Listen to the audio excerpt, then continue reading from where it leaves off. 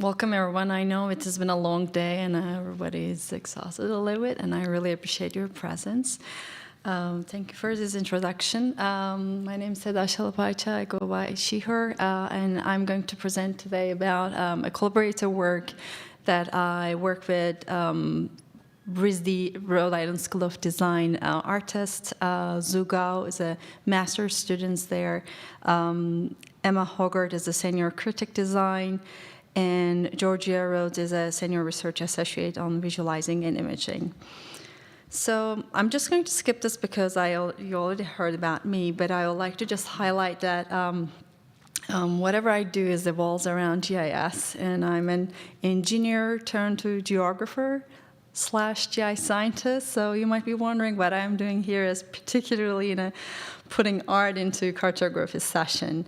So I would like to take you to where this started, like how this whole idea started. I am in a department where we don't have many geographers. I'm just one of the 2 geographers in my department, and one of the few people who also interested in geovisualization. And one of my colleagues forwarded an email to me about this event hosted by Rhode Island School of Design, which was bringing scientists and artists together, and it's called Visathon. And I'm sure you heard about something, a thon, which is a long-lasting event that you work for a particular goal. And for this one, as I said, it's bringing scientists and artists together to solve a visualization problem.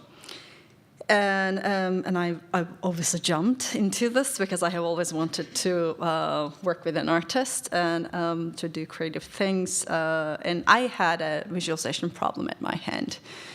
But before going into the visualization problem, I would like to talk briefly about where that visualization problem is coming about. And there's an overall bigger question that I'm interested in is, what if all models are wrong? I'd like to just see a quick show of hands. How many of you are working with models in this room? A couple of hands.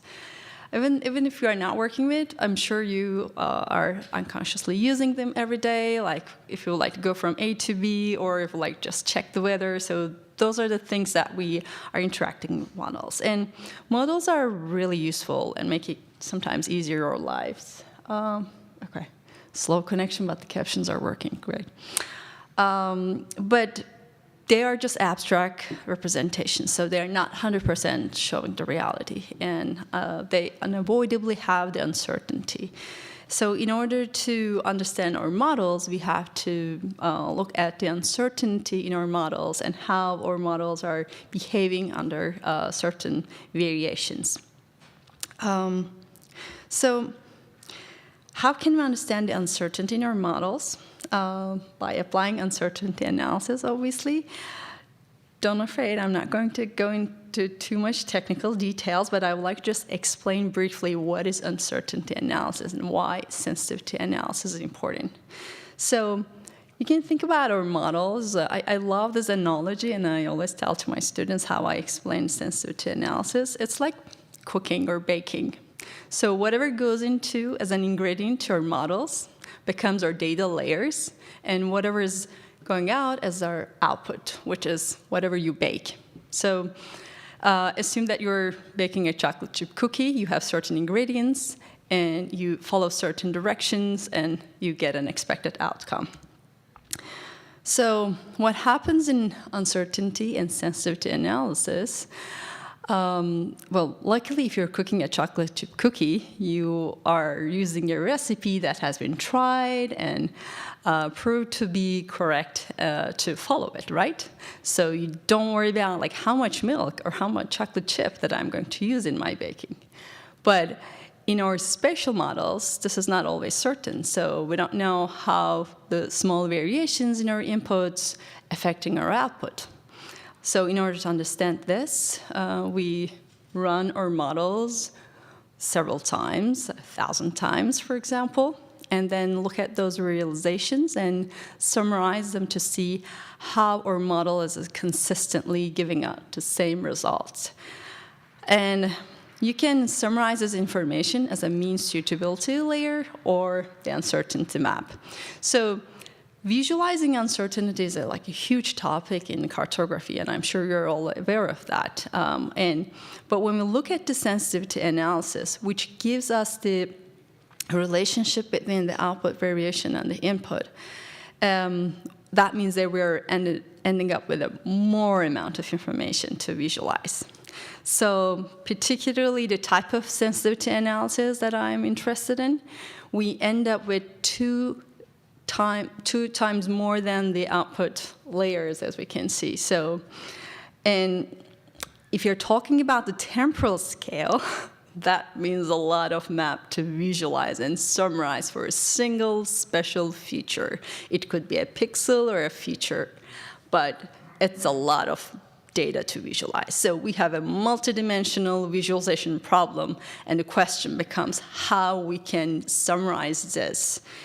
And so I took my question to, I proposed this question to Rhode Island School of Design, and it got accepted. And I had a chance to present this in front of the scientists and artists for the initial stage of the Visaton, and which this picture is depicting that. And there we had a chance to meet with each critique and had a conversation with them. So it helped us to build a little bit about the initial ideas. So here you're seeing on the screen the images of my initial ideas. It's me drawing them on an index card. And these were useful for the artists who were linked with as scientists, which in my case it was Zhu Gao. And Zhu became my collaborator and started to think about like what we can do. And during our first meeting, Zhu shared a couple of ideas with me as well as some Pinterest pins. And at that moment, I knew that it's going to be an amazing collaboration because I'm a huge fan of Pinterest too. So the core of our conversation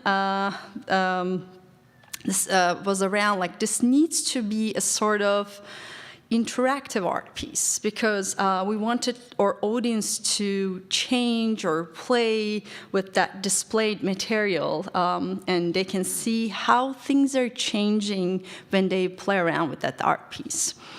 And this dynamic representation was the core rather than the static display because when I summarized the things, Zhu immediately thought about like this is if the uncertainties affecting how we perceive the output, so I think we should have this in our representation.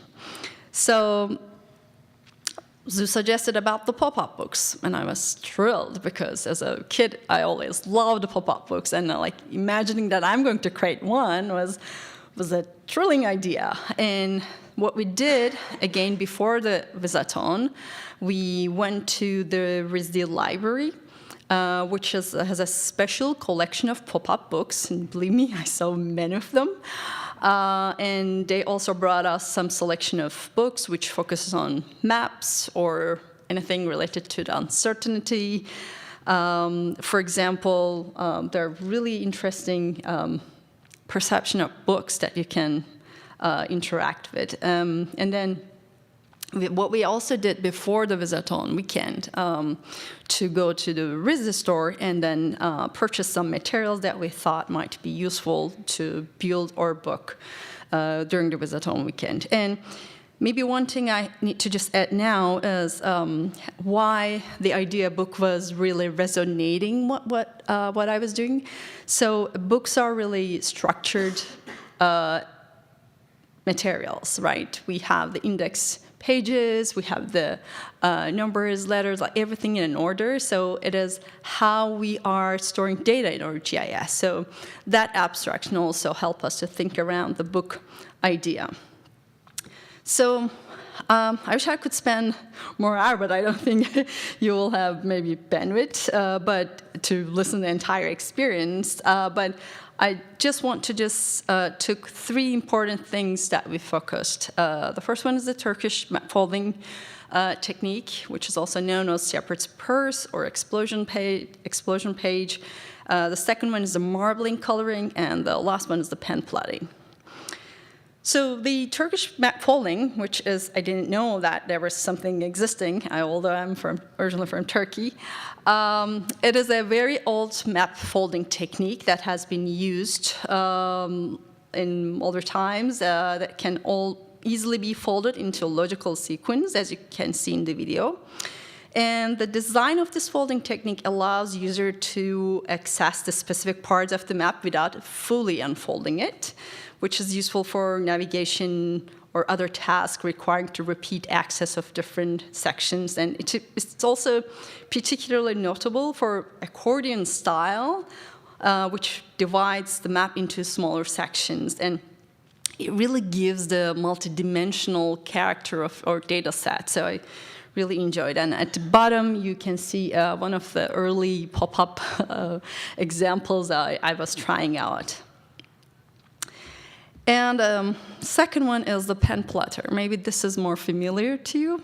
Another interesting toy I was so excited to play around, which was amazing to use, but not on a transparent paper if you're trying to put grids on it, and if you would like to just copy those grids in a mirrored image, which took a long time for me to complete. And I really wanted to have those grid lines on our book as a layer because, I mean, even though we are doing the abstraction, I mean, I'm creating maps, and I wanted to see the grids on that book too. So the pen plotter is a device used to draw images, text or diagrams on a paper, basically. There's a pen moving across the surface. So unlike the modern printers, which uses, as you know, the inkjets or lasers, these only rely on actual pens. And sometimes you have to sharpen to have that exact amount of thickness. So it's a very detailed, precise line drawings. And the last part was the marbling, which was a coloring technique used to create patterns which resembles the natural swirls and the veins that found on marbles. And this process typically involves like floating pigments or dyes on the surface of the water, and which you use also as solution to thicken the liquid. And then you can manipulate the colors and use any media to just pick them patterns. So we use various fabrics and papers to transfer those colors, and then apply the map folding technique for that particular colored material. So you can see the layout that Zhu worked on. So they were really particular about the design and want to just build some drafts. And although we were just running with the time, wanted to at least have a perfect layout. And since we were creating a sort of a map, they also wanted to have a legend, and I'm going to show you what it looks like. So here is the overall finished version of our book, and as you can imagine, like those folded maps are also resembling to houses, and I think that was also building a great link with how this entire output is linked with the space that we're living. And now you can see also the legends that we cut through with the marbled fabrics and papers. Another close look of our layers where we have various transparencies to depict the uncertainty in the data set. So overall, while the journey from conceptualizing and realization was really challenging for us, and to communicate that information to with the artist. It's also, I think, really precious for me to profound discovery and growth. And I think I gained a deeper appreciation for the nuanced language of visual communication and how the transformative power of collaborative creativity. Thank you for your patience and attendance. I'll be happy to have any questions if you have.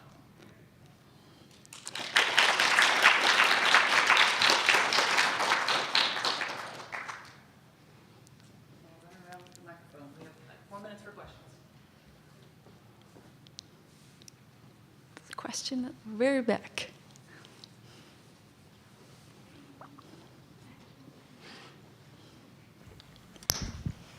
Yeah, so this is a super basic question, and this is amazing. Thank you. But how is this a pop-up book? I'm curious, because it just reads as like this amazing pop-up thing, and I didn't get the book connection. So maybe it's not obvious. Thank you for the question. I think the microphone is picking, so do you want me to repeat the question? Like how this is a book. So it is built on a layer, so you can actually close that. So it doesn't have lots of pages as a regular book that we pursue. And when you close, it seems like a one side of a cover of a book, but when you open it, that pops up. And I was planning to bring it actually, but it didn't fit in my carry-on. I didn't want to just ruin the artwork, so unfortunately stay. But if you're around in Massachusetts or Rhode Island, I would be happy to show it. Hi, I was wondering if how your colleagues back in the environment. I forget the. Okay, no worries. Yes. Or if you showed the work to your students and how they responded to that. I have a student here. Maybe we should. Do you want to? I don't know. Some of them were really excited about it. Last semester, I was teaching cartography and geovisualization, and we had a quick demo during the class. And I think they were really excited about seeing how we can just really communicate the ideas in a very different way. And so even though we worked on this for a particular project, I know this is not maybe the conventional way that we visualize things. Therefore, my visualization problem is still valid, and I'm welcome to, I'm open to ideas who would like to suggest anything in that sense. But it's a great way to show that how we can think out of the box and think art as a way to connect or communicate our ideas, because so it somehow simplifies your problem and makes it more accessible for an audience. And I think it's really important when you are communicating your science. So yeah, really enjoy that experience. Thank you. We have time for one more.